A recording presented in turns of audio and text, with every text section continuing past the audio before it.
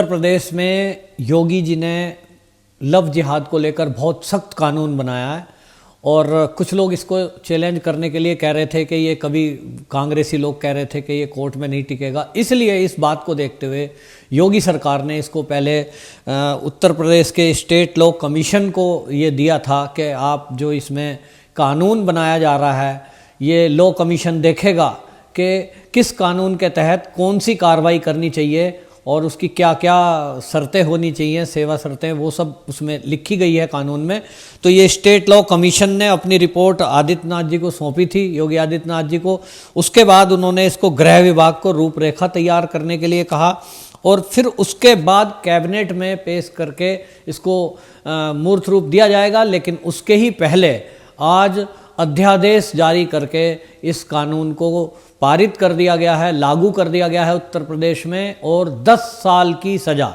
जी हाँ, पहले ऐसा कहा गया था कि 1 से लेकर 7 साल की सज़ा दी जाएगी। कोई व्यक्ति यदि किसी लड़की से गैर धर्म का है, दूसरे धर्म का है, और वो धर्म परिवर्तन की नीयत से विवाह करता है या उसके साथ धोखाधड़ी करता है या उसको प्रेम जाल में फंसाकर झूठ बोलकर, फेक आईडी बनाकर, अपनी पहचान छुपाकर ये इस तरह से दोस्ती करके और विवाह करता है, तो इसको भी उस दायरे में लाया जाएगा। और इसलिए लव जिहाद को स्पेशली रोकने के लिए, क्योंकि बहुत सारे केस पूरे भारत में पिछले 2-3 साल में बड़ी तेज़ी के साथ ये बढ़े और लव जिहाद के कारण बहुत सारी बच्चियों की ज़िंदगी खराब हुई। बहुत सारी औरतों ने बाद में बताया कि हमने जब शादी करनी थी तब तो हमसे कोई ऐसी बात कही नहीं थी, हमसे कहा था कि तुम अपने धर्म का पालन करना, हम अपने धर्म का पालन करेंगे। लेकिन जब विवाह हो गया उसके बाद हमें धर्मांतरण करने को मजबूर किया गया।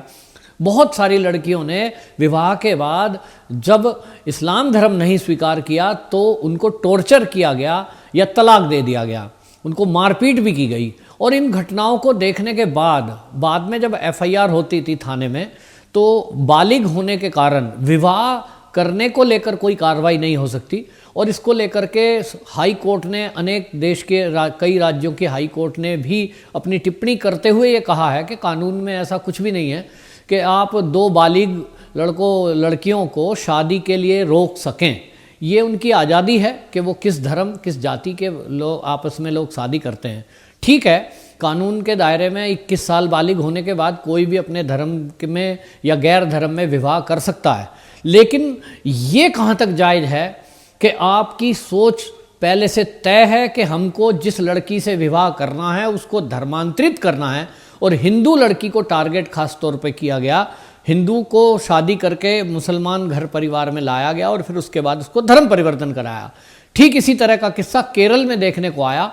वहाँ क्योंकि क्रिश्चियन बहुसंख्यक हैं तो क्रिश्चियन लड़कियों को इस तरह का वहाँ जाल में फंसाया गया, प्रेम जाल में, झूठ बोलकर, झूठी आईडी बनाकर, और बाद में उस लड़की को क्रिश्चियन से मुस्लिम बनने के लिए टॉर्चर किया गया, परेशान किया गया। तो वो हाई कोर्ट तक में भी केस गया था। लेकिन इस सारे कुछ इस कवायद में इन लव जिहाद को रोकने की जितनी भी पूरे देश से मांग उठी, चाहे वो केरल हो, और आप जानते हैं केरल में तो कम्युनिस्ट शासन है, कांग्रेस शासन वहाँ रहा है, लेकिन उसके बावजूद भी वहाँ से आवाज़ उठी है। वहाँ के हाई कोर्ट ने भी कहा कि धर्मांतरण के लिए अगर कोई साजिशन किसी लड़की से दोस्ती करके, प्रेम करके और उसको अपने प्रेम जाल में फंसाकर विवाह कर रहा है, ये गलत है। पिछले दिनों हाई कोर्ट इलाहाबाद की भी टिप्पणी यही थी कि धर्मांतरण करने के लिए यदि कोई विवाह कर रहा है तो ये गलत है। कोर्ट की टिप्पणी के बाद ये कई राज्यों से मांग उठी कि क्यों ना इस लव जिहाद को रोकने के लिए और इसको विस्तृत रूप दिया जाए। और क्योंकि शुरू में होता यह है कि कोई भी लड़का, कोई भी लड़की नकली आईडी बनाकर, लड़का अपनी पहचान छुपाकर लड़की से दोस्ती करता है, और दोस्ती में यदि उसको कुछ उसके लूज पॉइंट पता लग जाएं लड़की के, तो उसको वो ब्लैकमेल करता है, और ब्लैकमेल करने के कारण फिर विवाह पे उसको मजबूर करता है। हमने फरीदाबाद की घटना देखी कि जब एक लड़की ने अपना शादी करने को मना कर दिया मोहम्मदन लड़के से, दोस्त से, जो, लेकिन उसके बाद उसने मना कर दिया। जब उसको पता लग गया कि ये लड़का मुसलमान है, उसको धर्मांतरण करने के लिए कहा गया, उसने मना कर दिया, तो लड़की को सरेआम गोली मार दी गई।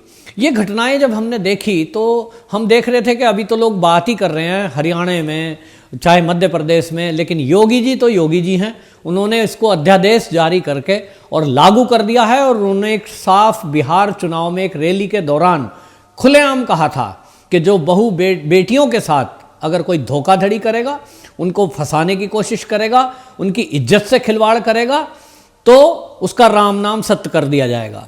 तो योगी जी ने राम नाम सत्य को कहा था, लेकिन ये कानून भी इतना सख्त है कि 10 साल की सजा। और आपको मैं यहाँ ये भी बता देना चाहता हूँ कि ये लव जिहाद रोकने के लिए आज भाजपा की अनेक राज्यों की सरकारें इसमें विचार कर रही हैं, इसको तुरंत ही लागू करेंगी। योगी जी ने उत्तर प्रदेश में इसको लागू कर ही दिया है अध्यादेश के जरिए। कांग्रेस के शासन में 1976 के समय आप देखिए कि अगर कोई गैर धार्मिक व्यक्ति लड़की या लड़का विवाह करता है तो इस पर कांग्रेस की सरकार ने 10,000 रुपए इनाम की घोषणा की थी। और यह बहुत बड़ी साजिश थी। आप समझिए कि लव जिहाद की जो शुरुआत है ये तो कांग्रेस ने 1976 में शुरू कर दी थी। केंद्र में इंदिरा गांधी बैठी थी, यहाँ मुख्यमंत्री जो है ये उत्तर प्रदेश के कांग्रेस के थे, और उन्होंने ये कानून में बना दिया। और उस कानून को जो है अंतर जातीय विवाह प्रोत्साहन योजना थी वैसे तो, लेकिन इस अंतर जातीय में धर्म भी डाल दिया। और ये कांग्रेस की एक साजिश थी।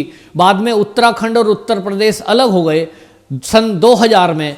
उसके बाद उत्तराखंड में वो लागू रहा, उत्तर प्रदेश में समाप्त हो गया। उत्तराखंड में अभी पिछले दिनों आपने देखा कि किस तरह से वहाँ बवाल मचा कि जब भाजपा सरकार को ये पता चला कि ये तो पुराना नियम चलता आ रहा है।